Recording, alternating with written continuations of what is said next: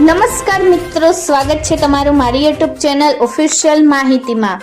તમે ગુજરાતના તમામ માર્કેટયાર્ડના ભાવ, ખેતીને લગતી તમામ માહિતી અને ખેડૂતોને ઉપયોગી એવી તમામ માહિતી સૌથી પહેલા જાણવા માંગતા હો તો મારી ચેનલને સબસ્ક્રાઇબ કરી લેજો, જેથી અમારા દ્વારા આપવામાં આવતી માહિતી તરત જ તમને મળી રહે।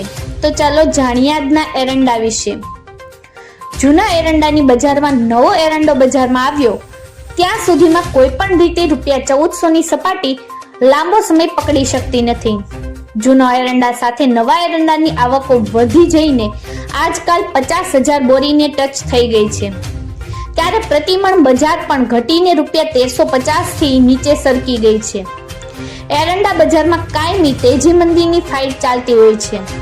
સામાન્ય રીતે આવકો ઘટે ત્યારે ભાવમાં તેજીની હવાથી લાગે અને આવકો વધે તો ભાવની રૂખ ઘટવા તરફ લાગે છે।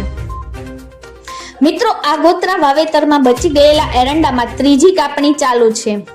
પાછળથી સપ્ટેમ્બરના પ્રારંભે વવાયેલા એરંડાની માળો હજુ કાચી છે। વચ્ચે આગોતરા એરંડાની ફૂલિયા રોગની કવા હતો। હાલ પાક સારો છે। આમ જોઈએ તો આગોતરા કરતા પાછોતરા પાકની રોનક સારી દેખાઈ રહી છે। એવરેજ પાક આશાસ્પદ દેખાઈ રહ્યો છે। મિત્રો, એરંડામાં અત્યાર સુધીનું હવામાન પાકને માફક આવ્યું હોવાથી પાકની સ્થિતિ આગળ પાછળ છે, પણ સ્થિતિ સારી છે। આગોતરામાં કોઈને ત્રીજી કાપણી છે તો કોઈના ખેતરમાં બીજી વખત લોમો કપાઈ રહી છે।